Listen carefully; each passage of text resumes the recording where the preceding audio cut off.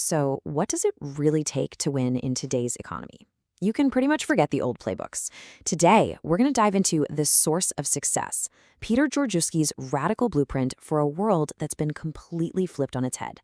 And you know what? It all starts with a single, really powerful idea. This quote right here from Georgescu, who is the CEO of the advertising giant Young and Rubicam, this is the key to everything we're about to talk about. It puts forward this powerful and honestly kind of surprising idea that the ultimate source of success isn't just about strategy or skill. Nope. It's something way deeper. It's about character. So, a conviction like that, where does it even come from? Well, I can tell you, it's not from some business school textbook.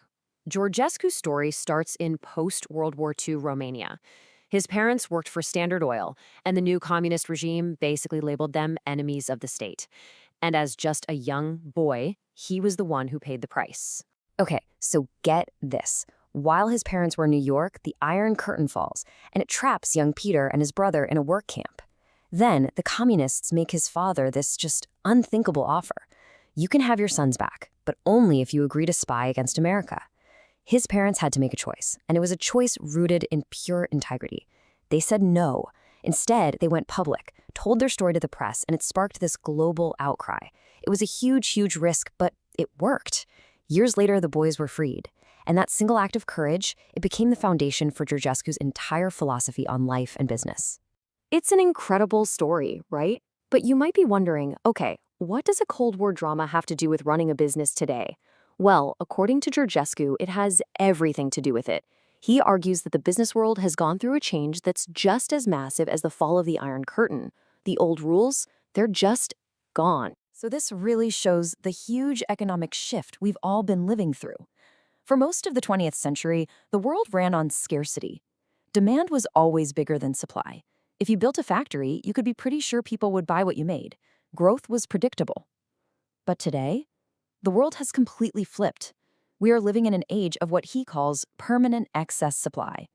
Thanks to technology and global competition, we can now make more of basically everything than we could ever possibly need. And this world of endless stuff leads to one giant problem, which Georgescu calls the cancer of modern business: commoditization. Think about it. When every product and every service starts to look and feel exactly the same, what's the only thing you can compete on anymore? Price. And that just kicks off this race to the bottom that absolutely crushes profits and makes any kind of long-term success feel almost impossible. So, if the old way of doing things is broken, what's the new one? Well, Georgescu says that to survive this age of excess, we need a whole new source of success. He lays out 5 principles that can turn this new reality from a terrifying threat into a massive advantage. All right, these are the 5 pillars of his new model. It all starts with creativity, because that's the only way to stand out in a sea of sameness. But great ideas aren't enough. You need enlightened leadership that replaces fear with trust, because that's the only way to unlock real creativity.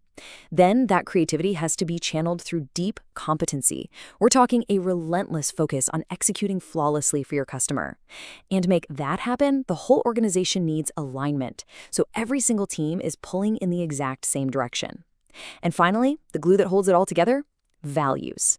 Things like honesty and integrity aren't just soft skills anymore. They are the bedrock of trust, which is the only currency that truly matters now. Okay, so that framework sounds good in theory, but how does it actually work in the real world? Let's take a look at a classic turnaround story that Georgescu's own firm helped make happen: the revival of Sears back in the 1990s.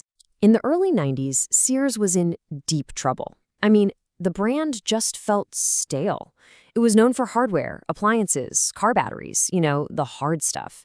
It was basically becoming invisible to a whole generation of shoppers, especially women. And meanwhile, competitors like Home Depot and Circuit City were just eating their lunch on price.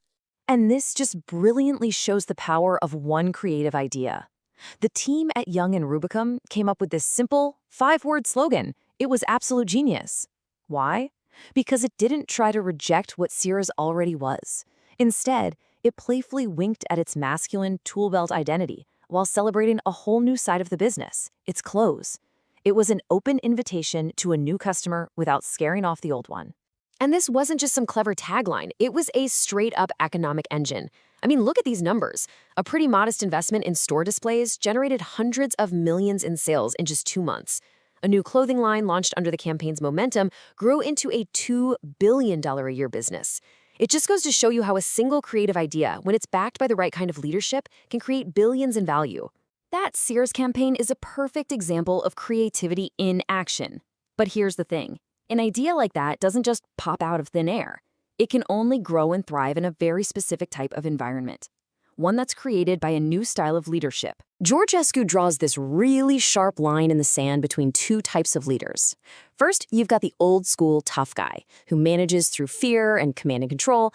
That style might get you obedience, sure, but it will never, ever get you creativity. Fear kills new ideas, plain and simple. On the other hand, you have the enlightened leader. They motivate with respect and trust, they focus on we, not I, and they create a culture where people feel safe enough to take risks and actually be inventive. And this brings us to the new equation for success. It's actually a pretty simple chain of logic. In a world full of commodities, you have to be different. The engine that makes you different is creativity. But creativity only flourishes in a culture of trust. And that trust can only be built by enlightened leaders who operate from a core set of values. See how it all connects? Each principle absolutely depends on the others. And this brings us right back to where we started, back to that gut-wrenching choice Georgescu's parents had to make all those decades ago. The most radical idea in this whole book is that the line between who you are as a person and how you succeed at work, it's vanished. The values that make you a good human being, courage, integrity, honesty, are now the exact same values that make you successful in business. This isn't about being soft, it's about being whole. Which really leaves us all with one final, crucial question to think about. In a world of permanent excess, where basically every product, every service, and every skill can be copied and commoditized, what makes you different? Georgescu's answer is that the only truly unique, truly sustainable advantage you have is your character. The source of success, it turns out, was inside you all along.